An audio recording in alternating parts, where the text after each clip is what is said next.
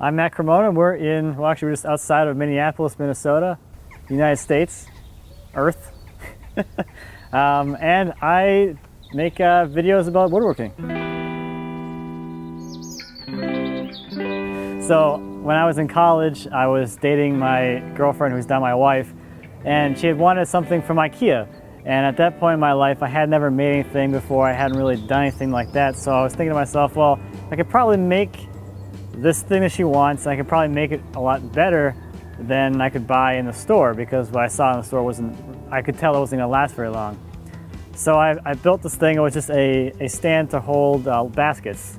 And from there, I just started getting more and more into it. And I guess I must have an obsessive personality, because it just became more and more of a thing that I just had to do, and I just became enveloped in my life. So I spent a lot of time in the shop practicing, building projects for a couple of years. That's pretty much all I did on any of my free time, was out in the shop, just building stuff.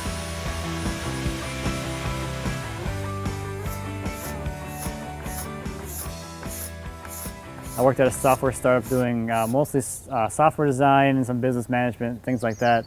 And I got laid off a few years ago, and instead of going back into the workforce and finding a new job, I realized that this was probably my best time to actually make a jump into doing something that I really loved. And I know people have done it before, so it kind of gave me a little bit of a confidence boost that it's possible to actually make a living producing content online.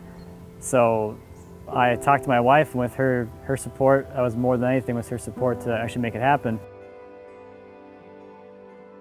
Yeah, it was a pretty brave decision and pretty drastic. When I got laid off, it was like a month after we found that we were having our first child too. So from that standpoint, it was even more of a, is this really a good idea? But I believe in myself, and my wife believed in what I could do. It's been fun as things have progressed and as things have come along, and different opportunities have presented themselves. And as a business owner, you can take pride in knowing that, like, every month you can see like it's going somewhere and you're getting there, and knowing that it was your work and your work alone that got that business to where it is it's like the biggest moment of satisfaction in your life, because you're not out there working for someone else trying to further someone else's life goals. You're out there doing it for yourself, and that makes it really, really enjoyable.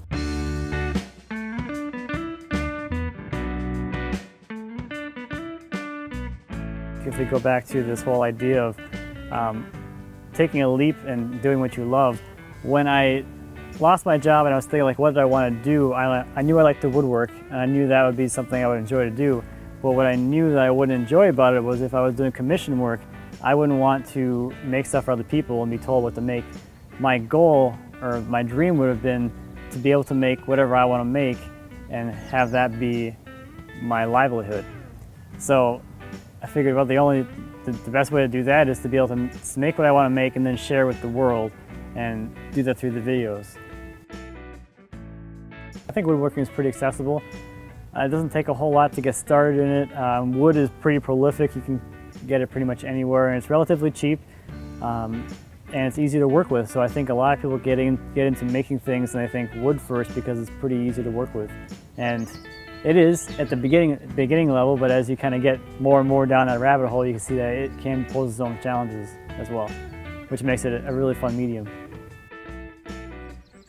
A few years after I started woodworking, I realized that not only could I save money, but it could be more interesting for me to extend that hobby into, like, going back to the actual source of the trees and the wood and everything. So I started buying wet lumber from a mill, drying it myself. Found that to be pretty easy, so I figured I could try even further. So I started going to the woods and getting trees and having them come up with the lumber. And then I started actually cutting lumber myself. And to where the point we're at right now is I'm building a sawmill in my backyard to cut the lumber right here in my backyard, because previously I had just been using a chainsaw mill, which is a great way to get started with it, but it's pretty slow.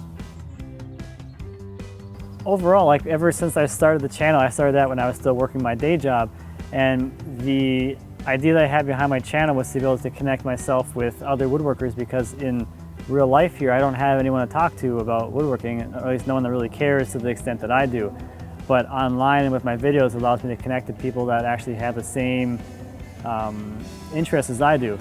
And I try to be really friendly and open about that. So just leave me a comment and let's have a discussion. Let's see where things go. We've all always, as people, have been wanting to make things and grow our civilizations, I guess. Ever since we started making tools out in the woods to catch prey or whatever, we're tool species. So we're always looking to make things. And even for me, like with my sawmill project, that's not something that I ever thought I'd be able to make. I've looked at that for a long time, and then I finally realized that there really isn't a whole lot to that thing once you break it down to its individual steps. And having information on the internet, it's there. You can see that, oh, it's just a collection of really simple tasks that all string together to make something that seems like it's complex.